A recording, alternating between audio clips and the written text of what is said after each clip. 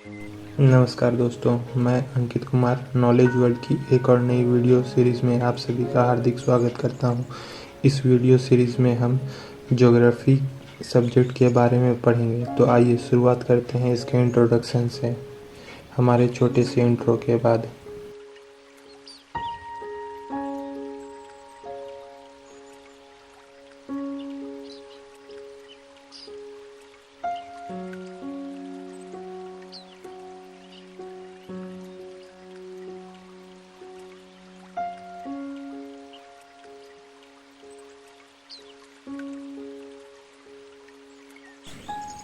Geography दो Greek word से मिलकर के बना है।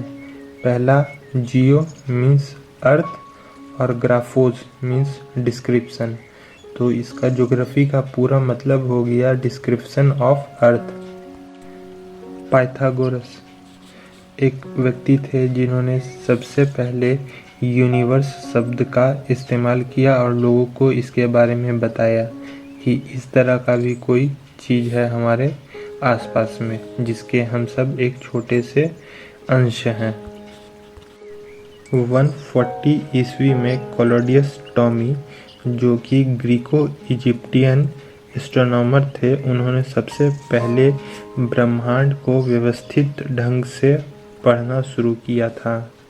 और जब उन्होंने अपना अध्ययन कंप्लीट किया तो उन्होंने बताया कि अर्थ जो धरती है वो पूरे यूनिवर्स का सेंटर है और यूनिवर्स में जितने भी चीज़ हैं वो इस धरती के चारों तरफ घूमती रहती है। यही उसने अपने थीसिस में बताया था 140 ईस्वी में। 1543 ईस्वी में कोपरनिकस एक एस्ट्रोनॉमर्स थे। उन्होंने एक रिवोल्यूशनरी कंसेप्ट दिया जिसमें उन्होंने बताया कि यूनिवर्स का सेंटर जो है वो सन है और पृथ्वी और उस जैसे और भी कई चीज़ जो पूरे यूनिवर्स में घूम रही है उसका सेंटर सन है, न कि पृथ्वी है। परंतु 5 AD में आर्यभट्ट और 6 AD में वराहमिहिर ने इस बात की पहले से ही भविष्यवाणी और बता दिया था, जो कि उस समय के साइंटिस्ट और एस्ट्रोनॉमर थे। 1805 में ब्रिटिश एस्ट्रोनॉमर विलियम हर्शेल ने टेलीस्कोप की माध्यम से यह बात बताया कि यूनिवर्स को उन्होंने पहले बहुत अच्छे तरीके से पढ़ा और उसके बाद उन्होंने अपनी थीसिस में ये कहा कि जो गैलेक्सी जो है उसका एक छोटा सा पार्ट है हमारा सोलर सिस्टम और इसके जैसे अनेकों सोलर सिस्टम पूरे गैलेक्सी में घूम रहे हैं। ये उनकी थीसिस थी 1805 में।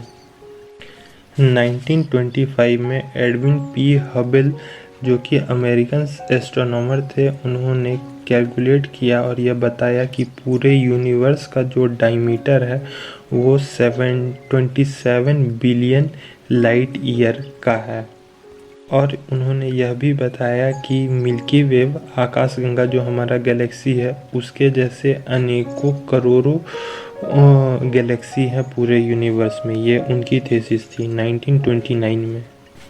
आइए अब हम लोग समझते हैं कि यूनिवर्स की उत्पत्ति जो है ये किस प्रकार हुई। तो अभी तक के जो सबसे अधिक इफ़ेक्टिव और एक्यूरेट सिद्धांत जिसको माना जाता है वो है बिग बैंग थ्योरी।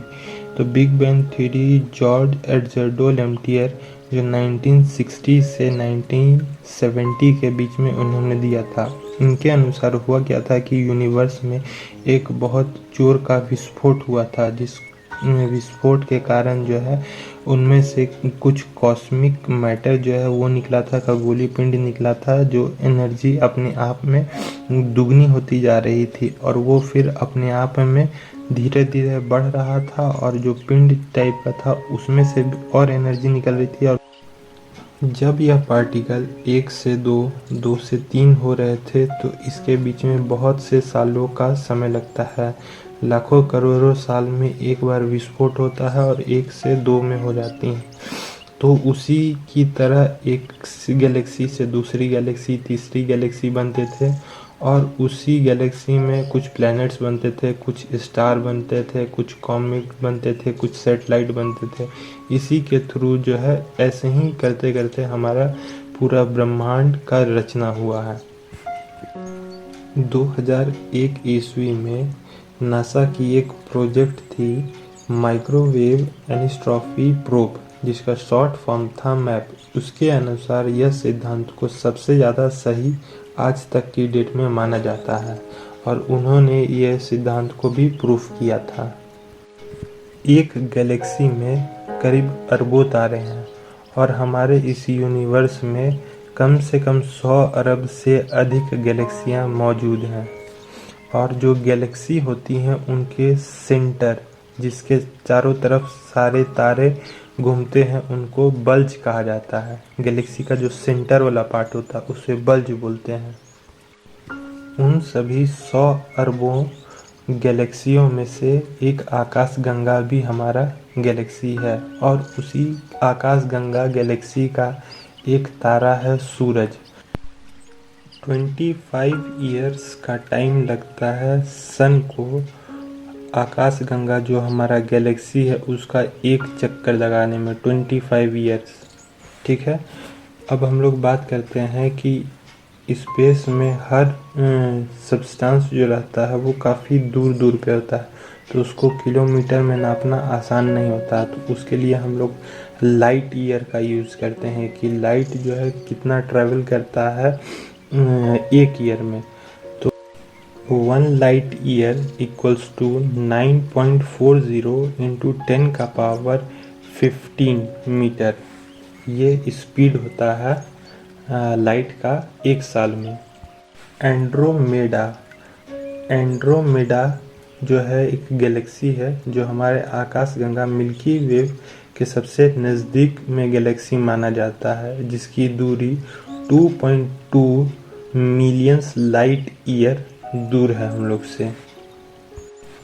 सबसे चमकीला तारा साइरस को माना जाता है, वो बहुत ही ज़्यादा चमकता है। उस साइरस को डॉग स्टार भी कहा जाता है। लेकिन सन के जो सबसे नज़दीक जो तारा है उसका नाम प्रॉक्सिमा सेंचुरी है, इसीलिए कंफ्यूज नहीं होना है। 1609 में गैलीलियो जी ने एक टेलीस्कोप बनाया था जिसमें धरती से बैठे बैठे हम लोग अंतरिक्ष के कई सितारे, स्टार्स, उल्का पिंड, कॉस्मिक खगोलीय पिंड, ये सब जितने तरह के भी चीज़ होते थे उनको हम लोग देख सकते थे और उनके बारे में हम लोग अध्ययन भी कर सकते थे। तो यह एक बहुत अद्भुत खोज थी उनके द्वारा। अब स्टार्स का निर्माण कैसे होता है, तो गैलेक्सी जो है हमारा वो एक रिंग के ऊपर में घूमता है, इमेजिनरी रिंग जैसा है। और इमेजिनरी क्या, वो एक्चुअली में रिंग है ही। उसके किनारे जो है एक गैस का चौड़ा सा लाइन बना हुआ रहता है।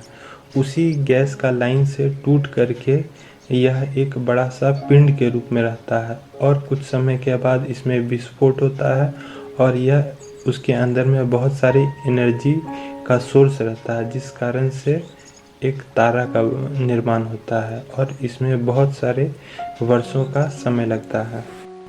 तो इस वीडियो में हमने देखा कि यूनिवर्स का निर्माण कैसे हुआ और स्टार्स का निर्माण कैसे हुआ।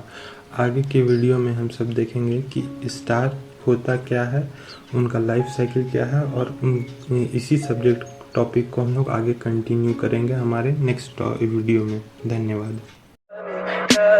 Tell me pretty lies, look me in the face, tell me that you love me, even if it's